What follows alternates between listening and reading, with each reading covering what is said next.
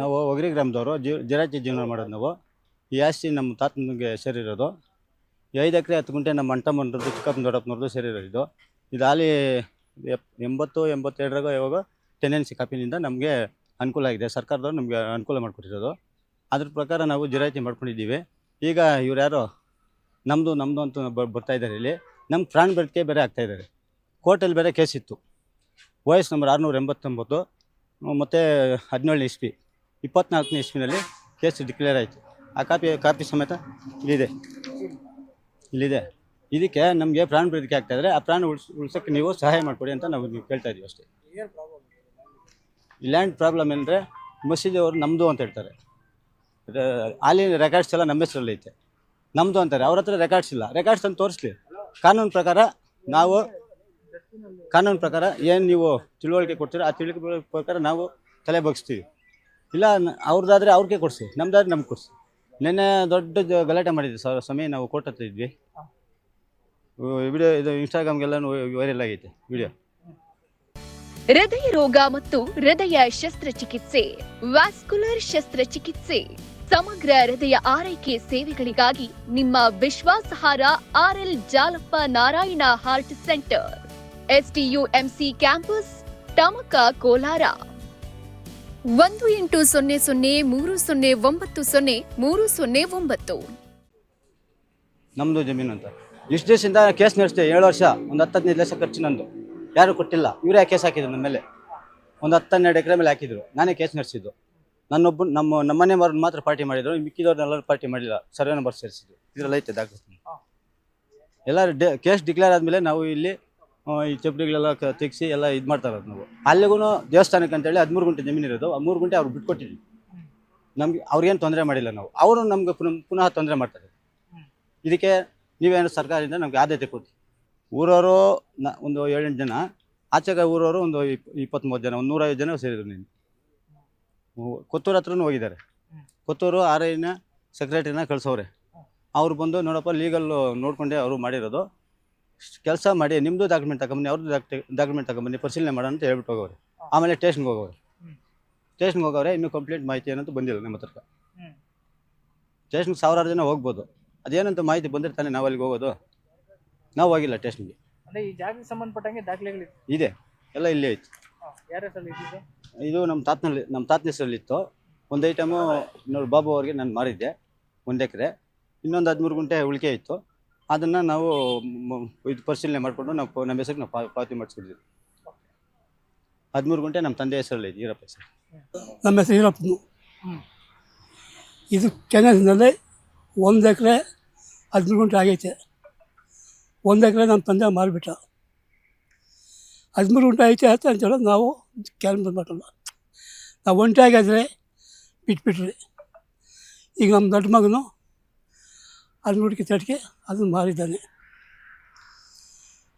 ಈಗ ಇಷ್ಟು ನಾನು ಒಬ್ಬನೇ ಒಂಟಿ ಇದ್ದು. ಇವಾಗ ದೊಡ್ಡವರಾದರು, ಅವರೆಲ್ಲ ತೆಗಿತಾ ಬಂದರು.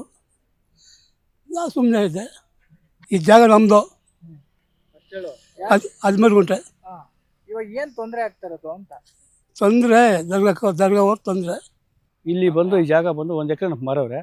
ಇವ್ರು 13 ಗುಂಟೆ ಐತೆ ಅಂತಾನೆ ಅವರೇ. ನಮಗೂ ಸರಿಯಾಗಿ ಏನು ಗೊತ್ತಿಲ್ಲ.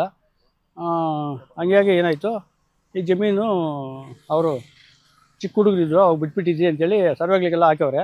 ಈ ಸರ್ವೆ ಮಾಡಿದಾಗ ಜಾಗ ಬಂದಿದ್ದು ನಮ್ಮದು ಅಂತವ್ರೆ. ಅಷ್ಟು ಮಾರ ಗೊತ್ತಿಲ್ಲ. ಇಲ್ಲಿ ಏನಪ್ಪ ಅಂದರೆ ಯಾವಾಗೂ ಈ ಕೂಚಿಗಳು ಎತ್ತೋದಾನಿಕ ಫುಲ್ಲು ಗಲಾಟೆಗಳು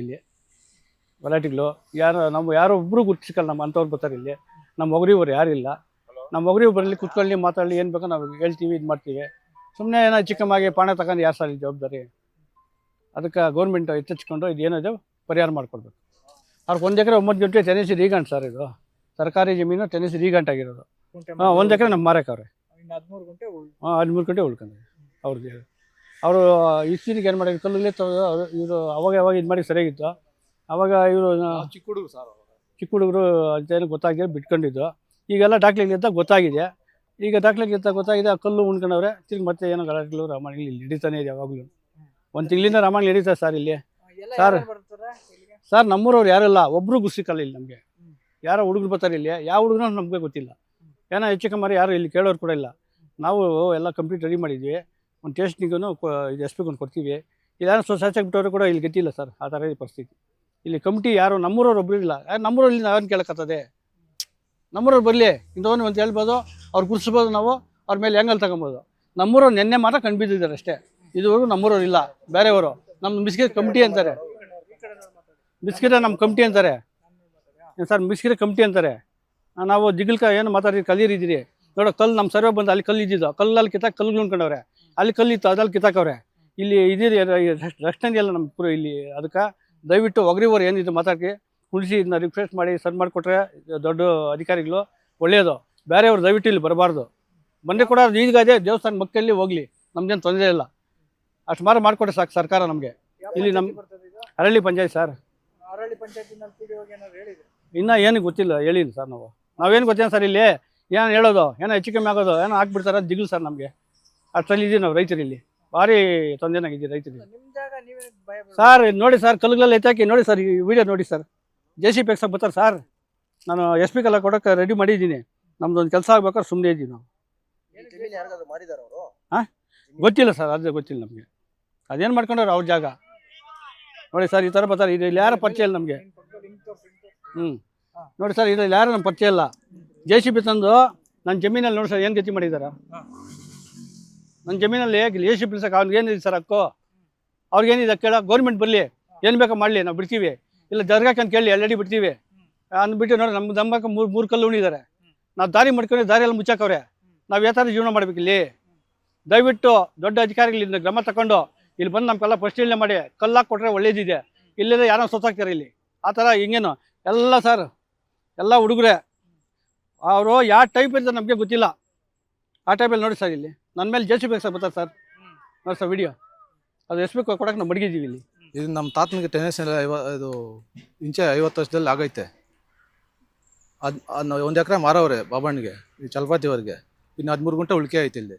ಇದು ನಮ್ಮದು ಚೌಡಪ್ಪ ಅವರು ಎಲ್ಲ ಇದನ್ನ ಪಾಸ್ ಮಾಡವ್ರೆ, ನಮ್ಮದು ಜಾಗ ಅಂತೇಳಿ. ಇವರು ಜಗಳಕ್ಕೆ ಬರ್ತಾರೆ. ಮೊನ್ನೆ ಸರ್ವೆ ಮಾಡೋದಲ್ಲಿ ಜಗಳಕ್ಕೆ ಬಂದವ್ರೆ. ನಾವೆಲ್ಲ ಕಾಂಪೌಂಡ್ ಹಾಕ್ಕೊಂಡಿದ್ವಿ. ಅದು ಮತ್ತೆ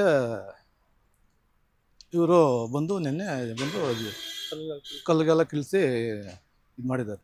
ಅಲ್ಲ, ಇಷ್ಟು ದಿನ ಯಾಕೆ ಡಿಲೇ ಆಯ್ತು ಏನು ಅಂತ ಸರ್, ನಾವು ಚಿಕ್ಕವರಿದ್ದಾಗ ಇದು ನಮ್ಗೆ ಗೊತ್ತಿರಲಿಲ್ಲ. ಆಮೇಲೆ ನಮ್ಮ ಅಣ್ಣ ಇವರೆಲ್ಲ ತಿಳಿಸಿ ಇದು ನಮ್ಗೆ ಇದು ಮಾಡಿದ್ದಾರೆ, ಅರ್ಥ ಮಾಡಿದ್ದಾರೆ. ನಾವು ಸರ್ವೆಗೆ ಹಾಕಿದ್ವಿ, ಗೌರ್ಮೆಂಟ್ ಸರ್ವೆಗೆ ಹಾಕಿದ್ವಿ. ಆಮೇಲೆ ಆ ಸರ್ವೆ ಬಂದು ಅಲ್ಲಿ ಮಾರ್ಕ್ ಮಾಡಿಬಿಟ್ಟು ಹೋಗಿದ್ದಾರೆ. ಎಷ್ಟು ಗುಂಟೆ ನಿಮ್ದು? 13 ಗುಂಟೆ. 13 ಗುಂಟೆನಲ್ಲಿ 3 ಗುಂಟೆ ಏನೋ ಏನಾಯ್ತು? 13 ಗುಂಟೆಯಲ್ಲಿ 3 ಗುಂಟೆ ಅವ್ರು ಮೊನ್ನೆ ದೊಲ್ದಜಿ ಮಾಡಿ ಇದು ಮಾಡ್ಕೊಂಡವ್ರೆ. ಅದು ನಾವು ಬೇಡ ಅಂದ್ರೂ ಅಲ್ಲಿಗೆ ಹಾಕೊಂಡವ್ರೆ. ಈಗ ಏನಾಗಬೇಕು? ಈಗ ನಮ್ಗೆ ಜಮೀನು ಇದು 13 ಗುಂಟೆ ನಮಗೆ ಉಳಿಬೇಕಿದ್ದು. 23 ಸ್ವಲ್ಪ 7 13 ಗುಂಟೆ ಪೊಸಿಷನ್ ನಾವೇ ಇದ್ದೀರಿ. ಇದು ಅವ್ರು ಗಲಾಟೆ ಮಾಡ್ತಾರದು ಅಷ್ಟೇ ತೊಂದರೆ. ನಮಗೆ ಬೇಕು ಅಂತೇಳಿ ಜಮೀನು ಈರಪ್ಪ ಹೆಸರಲ್ಲಿದೆ. ಜಮೀನು ನಮಗೆ ಇದಾಗಬೇಕಷ್ಟೇ. ತೊಂದರೆ ಕೊಡ್ತಾ ಇರೋದಕ್ಕೆ ನಮಗೆ ಇದಾಗಬೇಕಷ್ಟೇ. ನಮಗೆ ನೀವು ಇದು ಬಿಡಿಸ್ಕೊಡ್ಬೇಕಷ್ಟೇ. ಹಾಂ, ಕೊಟ್ಟಿದ್ವಿ. ಇವರು ದರ್ಗಾ ಮೇಲೆ ಕೊಟ್ಟೈತೆ. ಅದೇ ಇವ್ರು ಯಾರೋ ಬಂದು ಎಲ್ಲ ಕುಚ್ಚಾರ ಕಿತ್ತಾಕೋದು. ಇದು ದರ್ಗಾವರೇ. ಹೆಚ್ಚು ಕಡಿಮೆ ಆದರೆ ಯಾರು ಇಲ್ಲ ಸರ್, ಇಲ್ಲಿ ಯಾರು ಬರೋದೇ ಇಲ್ಲ. ಇಲ್ಲಿ ನಾವೇ ಇಲ್ಲಿ ಇದು ಮಾಡಬೇಕು. ಅವ್ರು ಒಂದು ಒಬ್ಬರಿಗೆ 100 ಜನ ಬರ್ತಾರೆ. ಅವರು ನಾವು ಅಲ್ಲಿಗೆ ಹಾಕೊಂಡು ನಮ್ಮ ಜಮೀನು ನಾವು ಹಾಕೊಂತೀರಂದ್ರೂ ಬಿಡಿಲ್ಲ.